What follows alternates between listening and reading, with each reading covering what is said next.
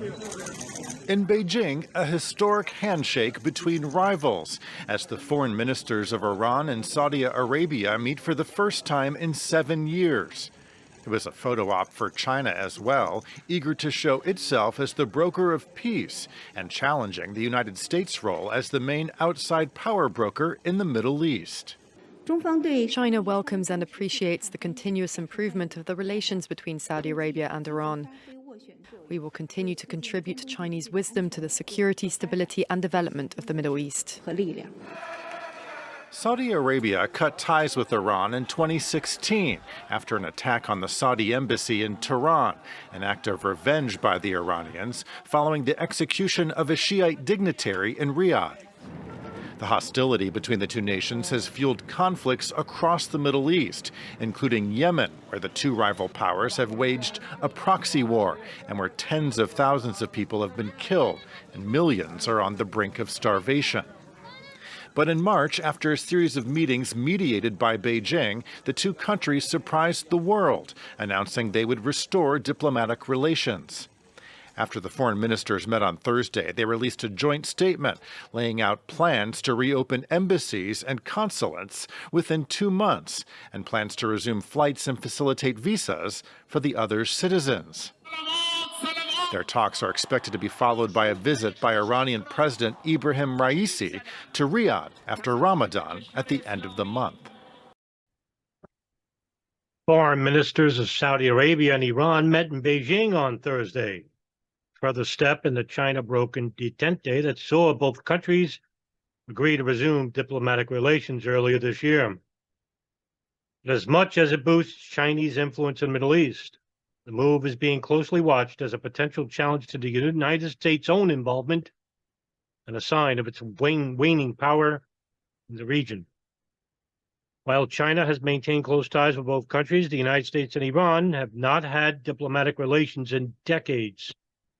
Relations between the United States and Saudi Arabia have also been increasingly tense. The meeting between Prince Faisal bin Farhan of Saudi Arabia and Hussein Ahmadollah of Iran was the first of its kind since 2016. In a joint statement, the two representatives said they discussed reopening flights in their respective diplomatic missions, a move brokered in March and seen as a boon to Chinese international standing. The statement read by the Associated Press goes as follows, quote, "The two sides emphasized the importance of following up on the implementation of the Beijing Agreement and its activation in a way that expands mutual trust in the fields of cooperation and helps create security, stability, prosperity in the region," end quote.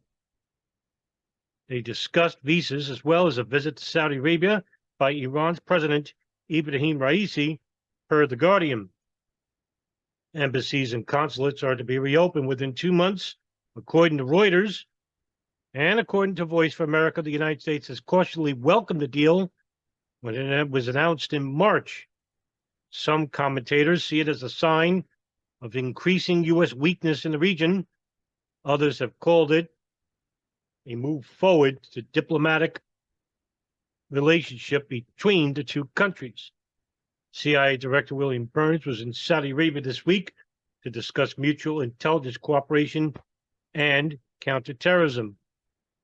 Diplomatic relations between Saudi Arabia and Iran broke off 7 years ago when Iranian protesters stormed the Saudi Arabian embassy in Iran in protest over the beheading of a prominent Saudi cleric who was a Shia Muslim who shared religious leanings with the majority of Iranians. Two countries are also opposed in several regional power struggles, including conflicts in Yemen and Syria, as well as vying for influence over Lebanon. Gregory Gauss, a Saudi Arabian expert at Texas A&M University, told NPR last month that the essentials of the rivalry are still there, noting that there still was not a settlement between the two countries. To me, the real signal of a Saudi Iranian approachment will be a settlement. If the Chinese could do that, then, Nobel Prizes all around. That was from Insider, Business Insider magazine, dated April 6th, 2023. And now my thoughts. The history of China and Iran's relations go back to 200 BC between the two civilizations, which have a long traditional history of cultural, political, and economic exchanges along the infamous Silk Road, which, by the way, is the network of Eurasian trade routes active by the 2nd century, which spans over 6,400 kilometers. And it plays a central role in facilitating economic, cultural, political, and religious interactions between the East and the West. It's also an infamous drug route. And this relationship, let's talk about the recent times, started gaining a foothold in 2019 when Iran signed on to Chinese leader Xi Jinping's signature into the One Belt, One Road initiative plan, in which they considered Iran as a key part of China's geopolitical ambitions in Central Asia and the Middle East.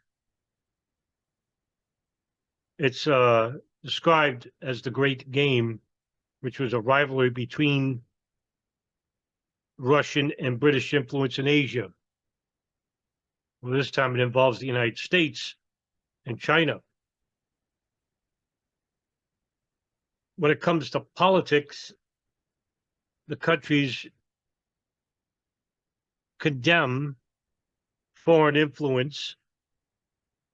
In fact, Chinese condemnation of the U.S. attack on an Iranian passenger plane that basically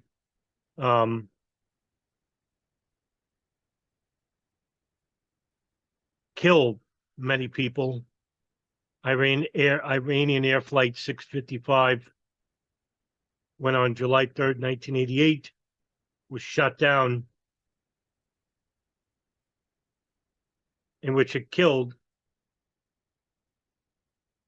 I believe it was 16 people. I'm sorry, 290 people, 16 crew members, 274 passengers.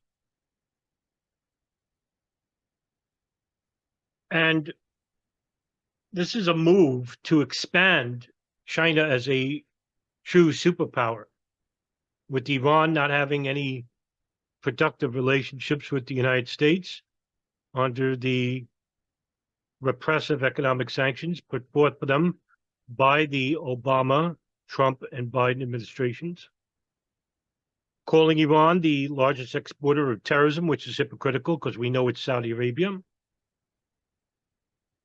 Saudi Arabia took measures under King Salman and his son, Crown Prince Mohammed bin Salman, to crack down on the militants in the country to an extent, and also giving lax laws regarding the religious police, which they banished. But the country is still founded upon the Wahhabi principles. That can't change. But China is believed to have helped Iran militarily in the following areas, such as providing control technology for missile development, building missile factories, supplying specialty steel for missile construction. And when China began helping Iran militarily in the 1990s, the United States under Bill Clinton scrutinized this relationship. And even 25 years ago, it was known to the United States intelligence services, mainly the CIA, that it was known that China was using North Korea to traffic arms. During the 1980s, during the Iran-Iraq War. And between those years of 1984 and 1986, according to Asian Affairs, about 1 to 2 billion worth of arms sales occurred.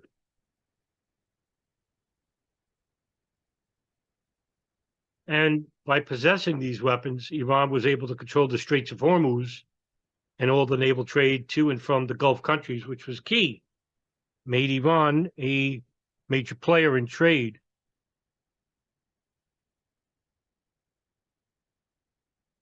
And since coming into office, President Ibrahim Raisi of Iran pursued to look east in deepening ties with China and Russia. And therefore, Tehran joined the Shanghai Cooperation Organization in September of 2021. And in the months afterwards, in January 2022, it was Iran, China, and Russia that held their third joint naval drill in the northern Indian Ocean. As for the key part of this relationship, that begins with the nuclear technology, which began in the 80s when China helped build a research reactor and supply 4 other research reactors.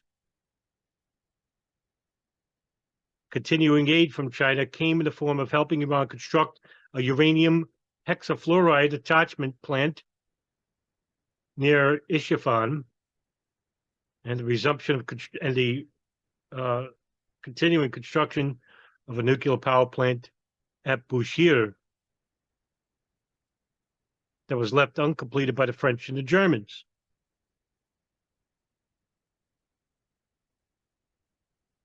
And remember, China was part of that Iran nuclear deal framework in 2015,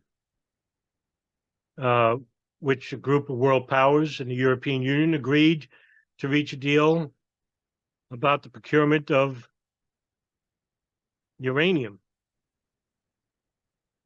Now, currently, China opposes Iran's possible production and possession of nuclear weapons, but doesn't really see the urgency to stop it or halt it or interfere with it. And that's because it keeps the United States and the coalition partners honest, doesn't it?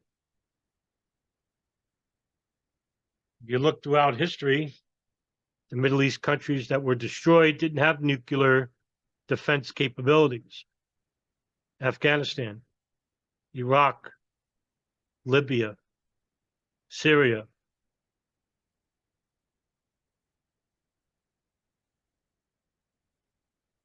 I think it would be regional suicide if Iran doesn't have nuclear capabilities.